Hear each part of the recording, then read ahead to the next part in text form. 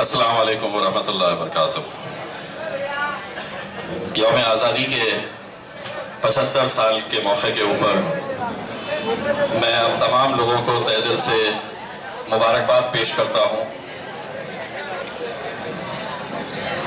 ये मंजर इस मुल्क की हुकूमत ने देखना चाहिए था कि जब तिरंगा आया तो उस तिरंगे को हासिल करने के लिए नौजवानों का जोश देखिएगा कि कैसा है कि ये तिरंगा मेरे हाथ में आना चाहिए।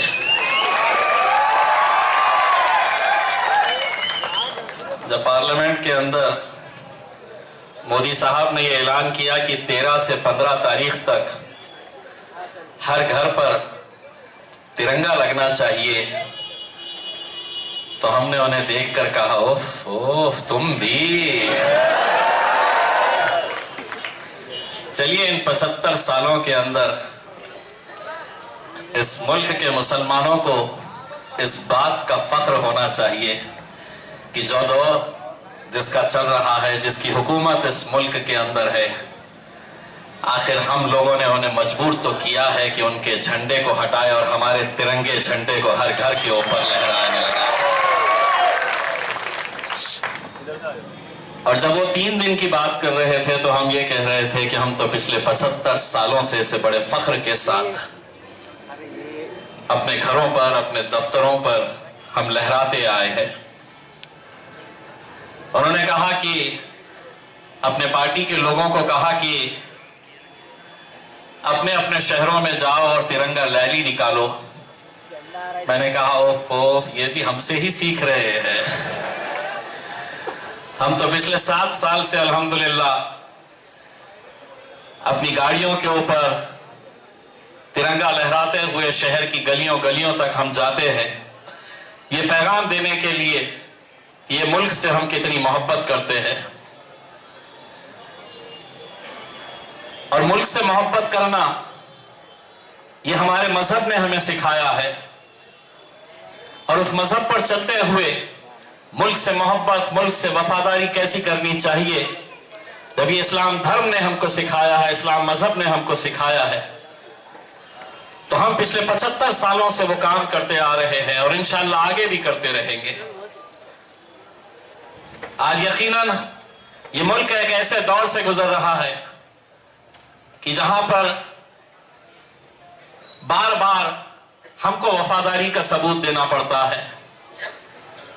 अभी कुछ देर पहले एक मीडिया वाले ने मुझसे कहा कि आपके दफ्तर के ऊपर 12 झंडे आपने लगाए हैं। मैंने कहा अगर एक भी नहीं लगाता तो मेरा क्या उखाड़ लेता तो, क्योंकि ये झंडे हमने अपने घरों के ऊपर नहीं, अपने दफ्तरों पर नहीं, अपने दिल में इस तिरंगे को हमने बसाया है।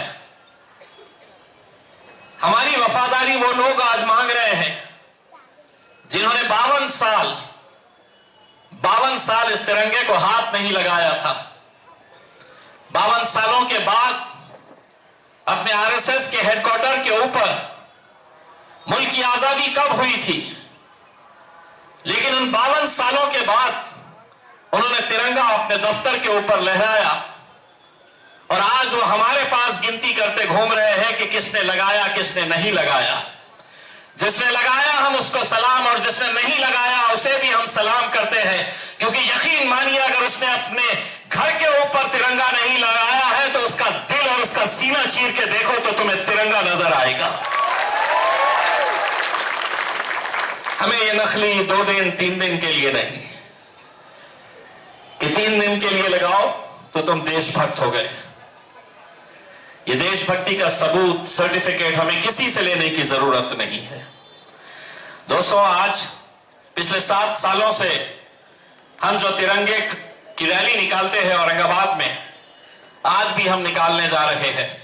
मैं तमाम नौजवानों से यह अपील करना चाहूंगा कि जिनके गाड़ियों के ऊपर तिरंगा लगा है उस तिरंगे का एहतराम करिए। कहीं गलती से अगर झंडा गाड़ी के ऊपर से गिर गया तो गाड़ी रोकिए, क्योंकि हमारे तिरंगे की बेहुरमती नहीं होनी चाहिए। आज हमारे ऊपर ये नजर रखी जाती है कि किसने लगाया किसने नहीं लगाया करके। मुल्क में, जैसा मौलाना साहब ने कहा, डॉक्टर साहब ने कहा, बहुत जरूरी है, अहम मुद्दे, उनके ऊपर भी सरकार को ध्यान देने की जरूरत है। इन 75 सालों के बाद अगर राजस्थान से एक खबर आती है कि 9 साल का एक दलित लड़का, स्कूल में पढ़ने वाला 9 साल का एक छोटा सा बच्चा, एक ऊंची जात के टीचर का पानी का हंडा स्कूल में रखा हुआ है, वो बच्चा अपनी प्यास बुझाने के लिए उस ऊंची जात के टीचर का जो पानी का हंडा था उसमें से जाकर वो पानी पी लेता है, अपनी प्यास बुझाता है, तो वो ऊंची जात का टीचर इतना आग बबूला हो जाता है, उसे इस तरह से बुरी तरह से पीटता है कि वो 9 साल के बच्चे की जान चले जाती है, वो मर जाता है। क्या आजादी इसलिए हासिल की गई थी कि हम आजादी के 75 सालों के बाद ऊंची जाति नीची जाति का भेदभाव, ये लड़ाई आज भी जिंदा है। जब मुल्क आजाद हुआ, बाबा साहब अंबेडकर जी ने संविधान बनाया, तो उसी संविधान के अंदर कोई ऊंचा नहीं है, कोई नीचा नहीं है। ये मुल्क जितना नरेंद्र मोदी का है, उतना ही अधिकार और उतना ही इख्तियार इम्तियाज जलील का भी इस मुल्क के ऊपर है। कोई बड़ा कोई छोटा नहीं है। लेकिन आज बार बार हमसे वफादारी का जो सबूत मांगते हैं, कहीं ना कहीं आज उन्हें ये तिरंगा रैली के जरिए हमें दिखाना है। मुझे नासिर भाई ने अभी बताया कि अलग अलग पार्टियों के तिरंगा रैली निकली है, किसी में 25 थे तो किसी में 50 थे। जब हम सड़कों पर निकलेंगे तो सड़कों पर हमारे सरों का समंदर देखने को मिलेगा, जो तिरंगा लहराते हुए निकलेंगे।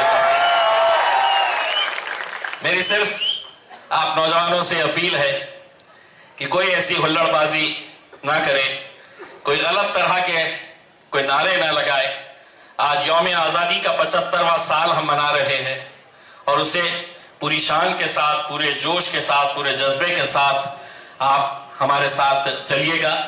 मैं इस मौके के ऊपर हमारे जो जिला सदर थे समीर साजिद साहब, उनका तहे दिल से शुक्रिया अदा करता हूं कि 2 दिन पहले ये तय हुआ कि पिछले कई सालों से हम जो झंडा वंदन का कार्यक्रम लेते हैं वो इस बार भी दारुसलाम के ऊपर लेंगे। और 2 दिन के अंदर उन्होंने दारुसलाम को जिस तरह से सजा दिया है, मैं समझता हूं कि समीर भाई के लिए भी आप तालियां बजाकर उनका स्वागत कीजिएगा। शारिक नक्शबंदी साहब, हमारे पार्टी के दूसरे जितने भी ओहदेदार हैं, अभी फिलहाल औरंगाबाद शहर के अंदर कोई बॉडी नहीं है। मैं तमाम आप लोगों को कहूंगा कि जो लोग काम कर रहे हैं, इंशाअल्लाह 2 दिनों के अंदर हम वो बॉडी का ऐलान भी करेंगे औरंगाबाद के अंदर। हम अभी एक पार्टी की तरफ से एक हमारी इंडस्ट्री की एक कामगार यूनिट भी हम शुरू करने जा रहे हैं, ताकि जितने इंडस्ट्रीज हैं यहाँ पर, उनको हमारे नुमाइंदे जाएंगे और ये बताएंगे कि अब इस इंडस्ट्री के ऊपर ये नौजवानों को भी नौकरी मिलनी चाहिए। वो बॉडी भी बनाने जा रहे हैं। मैं 2 दिनों में इंशाल्लाह प्रेस कॉन्फ्रेंस लेके हम ये तमाम नई बॉडी का ऐलान करेंगे। और आप जिसे चाहते हैं, आपने मुझे चाहा तो मैं दिल्ली गया। अब आपके शहर की, आपके जिले की नुमाइंदगी जो होना है वो हम इंशाल्लाह आने वाले 2 दिनों के अंदर प्रेस कॉन्फ्रेंस लेके इसका ऐलान करेंगे। बस आप लोग हमारे साथ तिरंगा रैली के लिए निकलिएगा, कहीं कोई हुल्लड़बाजी ना हो, इसका ख्याल रखिएगा। बहुत बहुत शुक्रिया।